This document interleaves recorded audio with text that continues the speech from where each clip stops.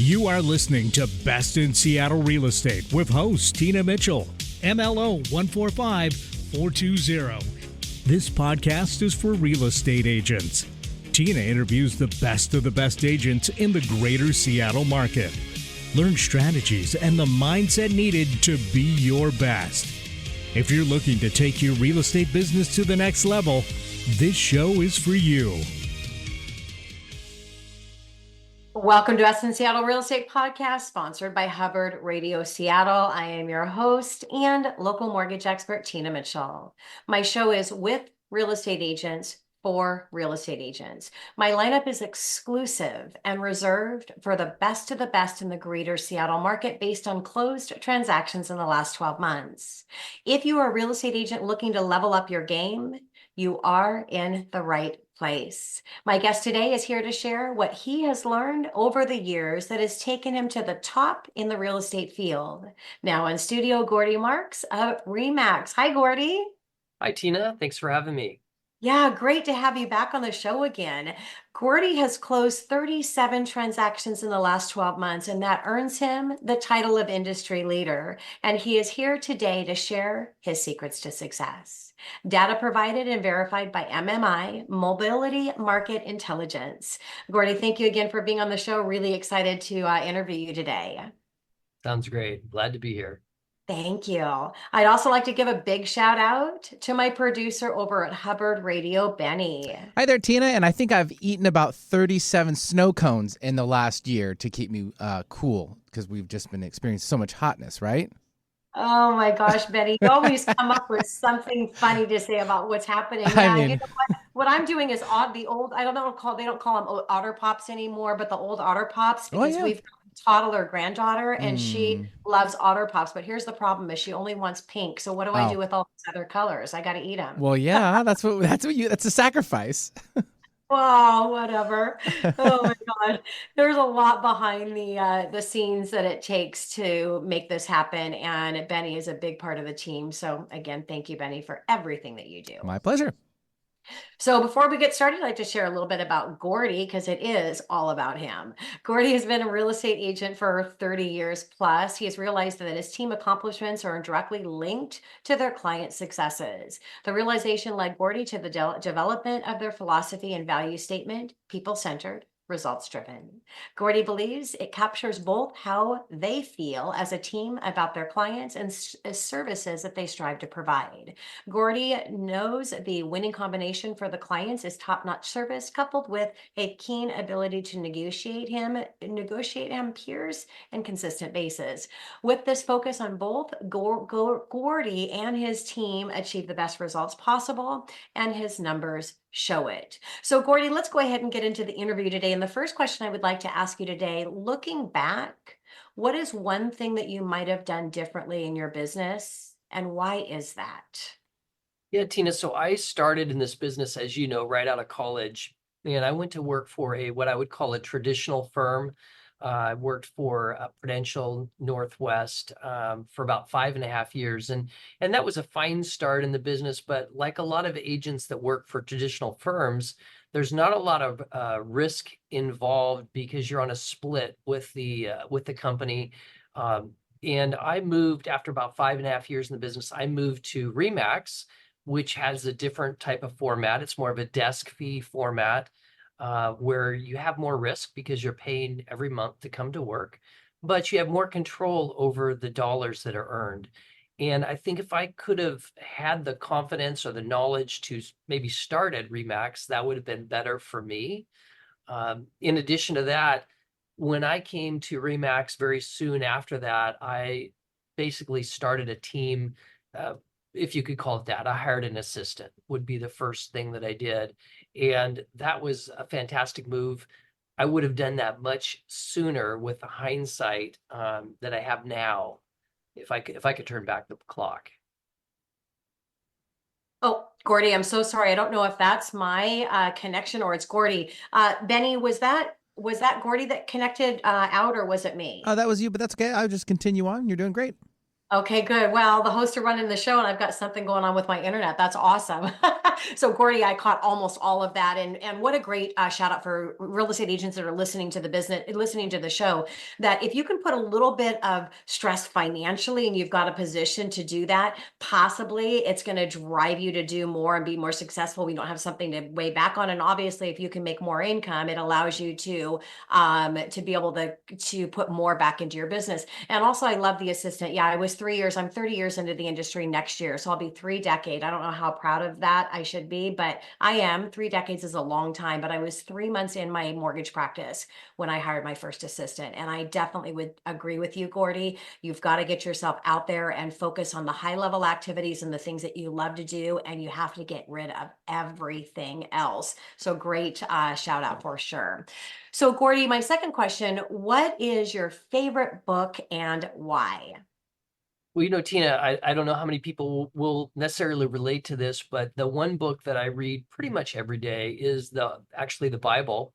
And not to be, overly religious, but it is what keeps me centered and focused on really the main thing in my business, which is trying to just treat other people the way I'd want to be treated, kind of the golden rule, so to speak.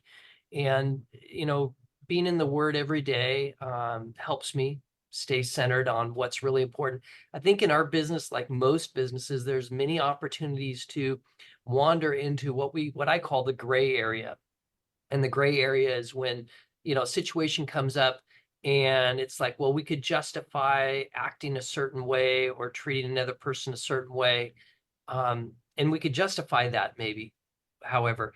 And I made a commitment years ago to stay out of the gray area and try to stay more focused on what I know is right. And so that is one of the ways I do that, is by reading the Word every day. I've got a number of books that I really like that are business related, but that is the one book that I try to read almost every day.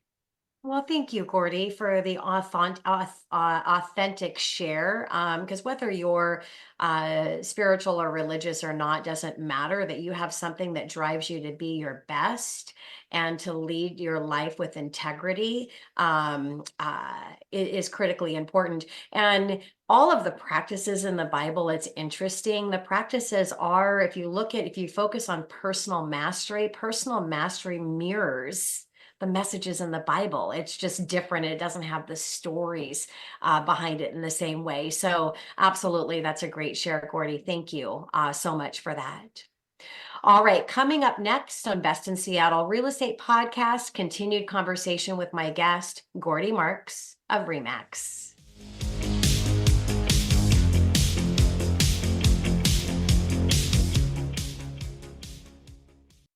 So have you ever had a buyer's mortgage decline in the middle of closing? Most lenders do not pre-underwrite loans. They require a purchase and sale contract before an underwriter reviews the loan. This can cause stress for all parties involved. Highlands Residential Mortgage does pre-underwrite. In addition, Tina Mitchell, MLO 145420, offers a personal $10,000 seller financing guarantee. This insurance policy to the seller and is not subject to the buyer's ability to secure financing. If the buyer's loan is declined and the financing cannot be secured, Tina personally pays the seller $10,000. This guarantee is only subject to the seller or property issues. Your buyers will stand out next to their competition. For more information, go to TinaMitchellTeam.com. That's TinaMitchellTeam.com. Well, welcome back to Best in Seattle Real Estate Podcast, sponsored by Hubbard Radio Seattle. I am your host and local mortgage expert, Tina Mitchell. Continued conversation with Gordy Marks of RE/MAX. Are you a real estate agent looking for that one thing to take your business to new heights? Gordy is here to motivate you to be your best. You will learn what he is doing and how you can implement his best practices into your real estate business. Today, Gordy is sharing his strategies and mindset needed to be the best in the industry. Gordy is here to inspire other agents to level up their business. Gordy, thank you again so much for taking time out of your day to be here with me today. Oh, you bet, Tina. Thank you again for having me. Yeah. So, Gordy, how do you deal with self-doubt in your business? Because no matter what level that we are at in business or life, self-doubt will always present itself. It's whether or not it sticks and stays, or you're able to push it away. So, how do you deal with self-doubt in business, Gordy? Yeah, that's a great question, Tina. I think self-doubt is something that we all deal with on different levels. And I wouldn't say that I've always mastered how to get past that, but there are some things that have helped me a lot. One is that I try not to focus on stuff in the past too much. I think that the word picture I use, it's water under the bridge. I can't control what happened previously, so all I can do is focus on what lies ahead. And so I try not to have a bunch of regret from past decisions. But you pull away from a client's house where you just had a meeting, an interview, and I think it's pretty common for me, anyways, to think, "Oh, wow, I should have said something different, or that didn't come out quite right. I wish I could have a second shot at that." But as the years have gone on, I think it's been less and less that I'm concerned about it, because I feel like, I'm going to go forward and put my best effort into what I do. It's not always going to go perfect, but I'm always striving to get better and improve. But I think if we don't stay in the past, it allows us, it frees up our horsepower to look more to the future. And that's really what I want to focus on, is the future. I love that, Gordy. Yeah, to yesterday is the past is um or what is it? Yesterday is gone. Tomorrow is a mystery, and today is your gift. And so I believe in bringing in the past and focusing on it when it gives us strengths. When you look back and go, wow, I did that. I made it through the financial meltdown. I can make it through COVID, right? Or I can make it through Right. the industry change. And the future motivates you to see what's possible and gives you something to fight for. But you're doing it in today. So what Gordy is saying is just when something makes you feel good, focus on it. When it doesn't make you feel good and it brings it down, appreciate that that thought's there and then just welcome it to go away. Right. And so easy way to do that is having your positive triggers, things that make you feel good, and knowing and paying attention to your body and what it's telling you feels good and what does not feel good. Gordy, thank you for that. So how do you look at opportunities to grow? Because there's always room for us to continue to get better no matter what level we're at. And better might not be more business, it's a better person or a shifting in our life direction or whatever that case may be. So what do you do to continue to grow? Yeah, that's great. I think it's a matter of coming from a position of abundance versus scarcity. And when we have abundance in our life, we will make decisions that are more life-giving. And so, I used to have, and I still at times struggle with, missed opportunities. But when you think about the right opportunities, those are the opportunities of people that give you life and energy. And I think that is where growth is for me. It's not necessarily doing more business, it's doing the kind of business and working with the right kind of people that make me feel more energized and wanting to come back to work the next day. So if we have a client, and from time to time, Tina, you'll have a client that they're just an energy suck. And I think for me personally, the better I can get at shaking those types of opportunities off and focusing on the others, it may not mean more business, but it will be more enjoyable business, which is at the stage of my life, that's what's more important to me. And everybody needs to decide, what it takes to pay their bills and to grow. And for me, I'm doing this pretty much because I enjoy it. And that's a good thing. I think if I was coming to work just because I had to, I would have a different outlook. Yeah. Well, and you talk about not focusing on the past and not focusing on missed opportunities. Missed opportunities are all opportunities are not the right opportunities. And we've all heard focus on quality, not quantity, or focus on quality, not quantity. So it's not about all the business you can do. It's about the quality of business that you have and the people that are connecting with you and the way you do business. Because when you take business on that wants to shift you from the way you need to do business to be successful, or people that are like you, then it brings you down and you're going to end up doing less business, right? So great advice there, Gordy. So as you think about the future of your business, what do you see? Well, I think so. There's the future of my business, and then there's the future of the business overall. And so I think I That's a alluded. big topic right now, right, Gordy? The future of the business is, Yeah, yeah. yeah. My business, first of all, on a kind of a micro level, is, we're still in a pseudo growth mode. I've surrounded myself with younger people, which is good, to stay young mentally and be looking at new technologies and things like that. As our market overall, the whole market shifts, we have to be ready to pivot. And we've had a number of things in the last decade or two that have caused major pivots. And some people pivot well and some people do not.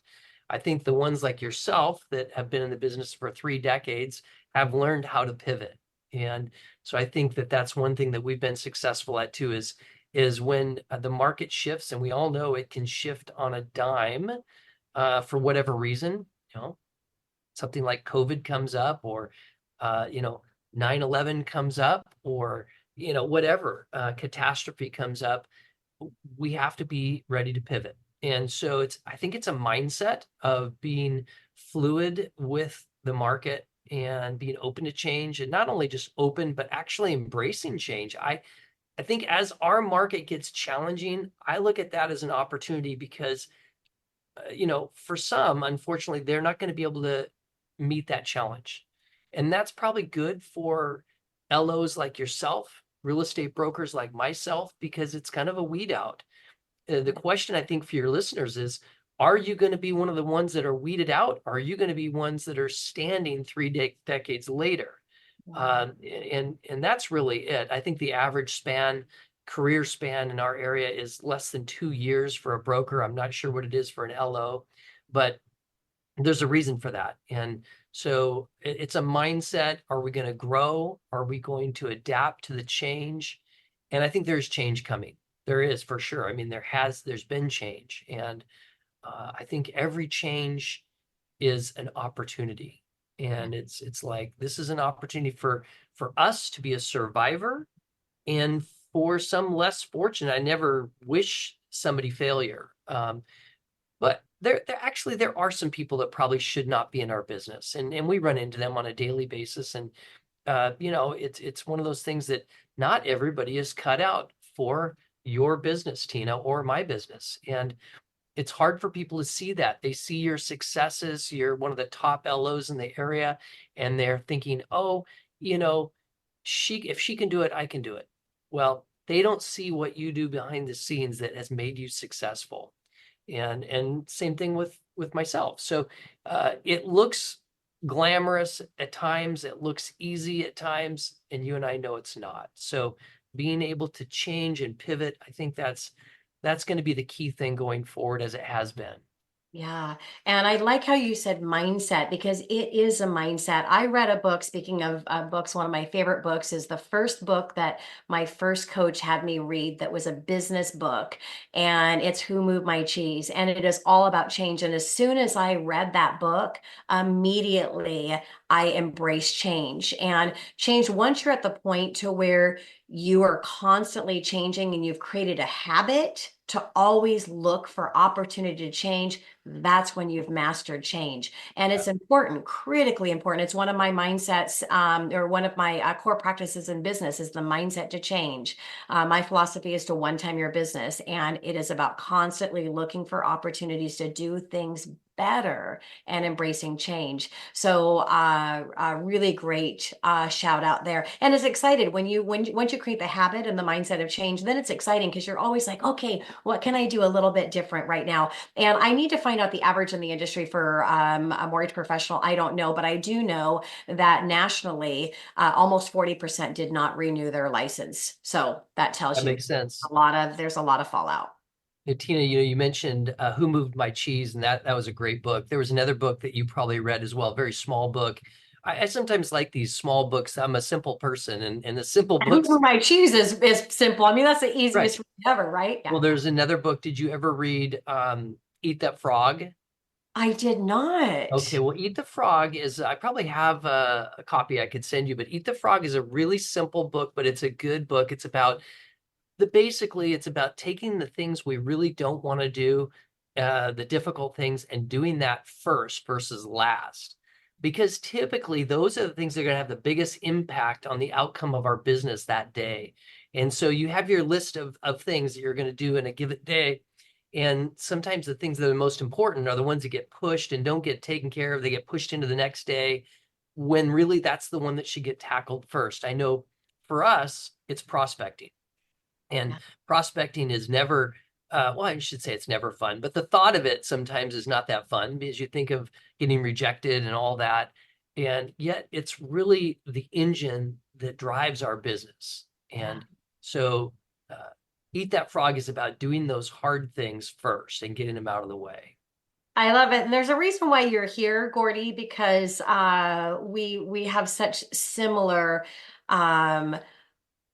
likeness in business. One of my core practices is take the hard road, and the hard road represents doing the most difficult things and doing the most difficult things first. And what's exciting about taking the hard road is the hard road actually eventually becomes easy street. Because once you see these difficult things, when you tackle them and you tackle them first, then they're not difficult anymore. It's all about creating a habit. Once you've created a habit to do it. And so if you're listening to the show right now, I know that Gordy has been an inspiration in what he's sharing to you, for you. And Gordy and I were having a conversation before the show. These are simple practices that we haven't created. Gordy didn't create these on their own. This is what successful people do, but you need to hear it multiple times. And finally, maybe the 10th, 20th, 30th, 50th, 100th time you've heard it and you're like, you know what, I'm going to do that now. And that's what my show is about. And that's why I bring in the best of the best based on the number of transactions that they close, is so that you can hear what they're doing, and they're all doing the same things. It's just a different, unique way of sharing it. And Gordy, I want to thank you again so much, because I know you have a lot on your plate, a lot of things that you do, and taking time to be here with me to share your expertise as a professional and the top in the industry. I really appreciate you. Well, it was my pleasure. Thank you so much, Tina. Absolutely.